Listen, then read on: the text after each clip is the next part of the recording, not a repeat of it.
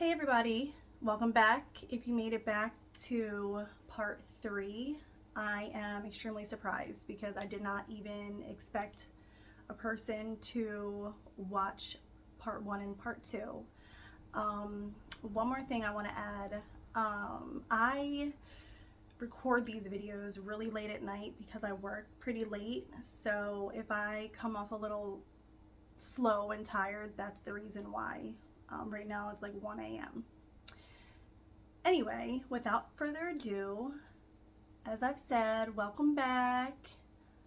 I'm Amber Lee, and this is going to be part 3. And we're going to speed this up a little bit more too because I noticed the last 2 videos were a little slow, and I'm going to add my ages and everything too, just to keep you guys, just to keep everybody on the same track and following. Okay, at this point, I am 10 years old. My dad left. He did come back to my grandmother's house maybe once or twice. I saw him and I was very excited between 7 when he left and 10. My sister graduated high school. She moved out of the family home, and it was myself and my grandparents left in the home. Everything just continued to be the same way as it had been before. I was pretty much left to my own demise. I had to be in the house around 8 o'clock. And yeah, I was bored, as I've said before. At this time, I'm also sleeping on the couch. After my father left, I refused to sleep upstairs in my own room. My grandparents' bedroom was on the first floor, and my bedroom was upstairs with the other 5 bedrooms in this massive house, and I was terrified to sleep up there alone. So I slept on the couch. Around 12 years old is when I started to finally sleep upstairs in my own bedroom. My grandmother made it nice for me. I loved sunflowers at that time, so she got me sunflower curtains, sunflower bedspread. She painted it. It was beautiful. So now I'm upstairs. I hung on the phone. Who didn't as a teenager? I was stuck in the house per usual, just bored, just completely bored. I would come home from school, eat dinner, lay on the couch, watch TV, and then go up in my room and just find whatever I could do up there. And like I said, I spent a lot of time on the phone. On the weekends, same thing. I was able to run around outside for a little while during the day, but I had to be in at 8 o'clock and everybody else was out running the streets. So, your mind will come up with some wild ideas when you are left to consistently think. And at this time that I am alone, I am craving. I had to constantly be on the phone. I just needed to have people or friends just to talk. We would just sit on the phone and breathe, just to not feel alone, I guess. So 12 years old, I'm sitting upstairs in my room and I'm so bored, and I remember a episode of Cops that I watched with my grandparents in their room, probably when I was 8 years old. It just came to my mind. And this episode of Cops was, the cops pulled over these guys. They were recklessly driving, and when they pulled them over, they were huffing spray paint.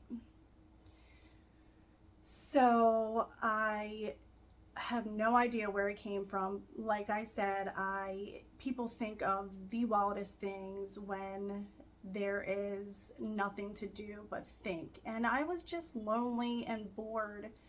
So I had this grand idea. Spray paint. If they were doing it, it must be fun. So I went downstairs in my grandfather's workshop, found a can of spray paint and a bag, And that started my journey of addiction. So I wound up being addicted to spray paint for a little over a year. I did it every single night. I had to have it. I had to have it. I was even at a point where I was stealing it just to have it because it was the greatest escape. It was like the greatest thing of all time. I even had my friends. I thought it was so cool. Like my friends would come over, or I would go over there and I'd be like, "Hey, let's huff some spray paint."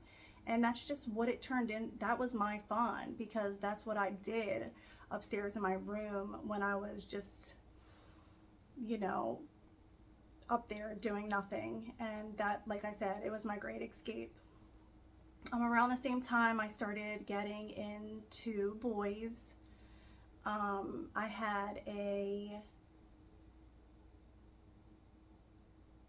had to have the attention. I needed the validation, and I'm angry at this point too. I started to get really angry. Just, you know, I started to lash out, I guess, from all of the things that I had been through up until this point with my grandmother being so hateful, and just like the loss that I never dealt with, didn't know how to deal with, of my mother and then my father. I was lost and I didn't know what to do. So I just did what I needed to fill the void of the loss, I guess, and the hatred my grandmother showed me. So I went buck wild. I started to sneak out of my house too. My grandparents went as far as putting locks on the inside of the doors so I would not sneak out. And I remember when my sister lived at home with me, when my dad was in the house, I remember her coming through our bedroom window, sneaking in and out of it. And that just gave me the grand idea of where I could sneak out from. And she would sneak out the window and climb down a holly tree, and then she'd come back in the morning, climb up it, and come back in and go to sleep. So I started doing that until my grandparents, one morning I came walking down the street, you know, and then I see them sitting on the front porch at like 6 a.m. with a saw in their hand. And my grandmother cut down her favorite holly tree that we would climb down just to keep me in the house.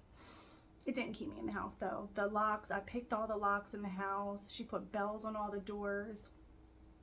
And yeah, I was just out and running the streets. I was free. I totally rebelled at this point.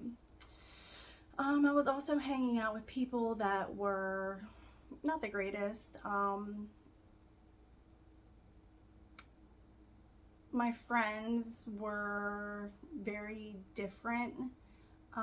However, in school, I always had a very mixed group of friends. I never really had a clique or anything. My sister wound up having twins. Like I said, she was out on her own. She wound up having children.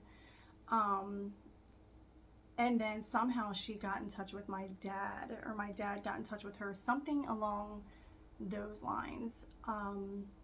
My dad wanted to meet his grandchildren, and he also wanted to see us. They set up a date for us to meet him. He was currently homeless. He was spending most of his time downtown at the Inner Harbor. I think he worked somewhere down there. When my niece and nephew were maybe 1 year old, we went to visit him, and I don't remember, I was 13 at the time. I don't remember having any emotions. I think I was more angry at him for abandoning me. but I didn't feel the love that I had for my father. And I deeply loved my father. I deeply, deeply, deeply loved him. I adored him, and I just didn't have that. And it was just very mixed emotions sitting next to him when we did finally get to see him. Sadly, that would be the last time that I ever seen him, because about 6 months later, we got a phone call at the house that he was found dead in the harbor bathroom from a drug overdose. And at this point, I'm numb to it. I don't have any emotions. It was like, I think I already dealt with the loss of my father when he left and never walked back down the street. I already dealt with the loss of him. And yeah, that was it. That was it. My grandparents had a nice funeral for him. I seen him in his casket, and I just remember not feeling much of anything. I think I'm really numb at this point. I think I found different coping mechanisms to kind of suppress all the pain that I had endured over these 13 years. I wound up getting pregnant. My grandmother was devastated. I was so afraid to tell her. I told my sister, of course. Like I said previously, she can't keep a secret, which this was pretty serious. I mean, my grandmother needed to know, because she's the one who, could help me the most. I didn't know what to do. I knew definitely I was not ready to take care of a baby when I was completely out of control. I am a drug addict at this point, and just running the streets. I was out of control. I was completely out of control. I was running away. I didn't want to be there anymore. I just didn't want to be in that house. I was miserable there. So I was just, as I said, out of control. And I just knew at that moment it was not the right decision for me. And not to mention, my grandmother was forcing me to go have anyway. And when she dropped me off to the clinic, it was the first time in my entire life that she told me that she loved me, which was very, very awkward. I don't know why she decided to give me a hug and a kiss and tell me that she loved me that day, but it didn't make me feel any better. Now that I think about it, I think maybe she knew, like, part of the reason why I was the way that I was is because of her, how hateful she was. I mean, I know she had to know. Yeah, so that happened. It was just a crazy time in my life. Anything you could possibly imagine, I did it. Yeah.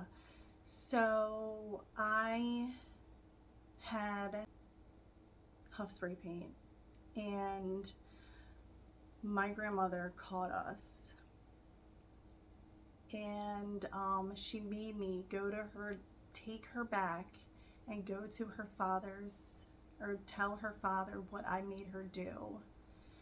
And I did, and she got in really big trouble, and I didn't see her for a long time, and that was like kind of the downfall of our relationship. Not to mention, we went to two different schools too. We started to have like a different group of friends. I would see her every once in a while and say hi, and we just basically split paths around this time.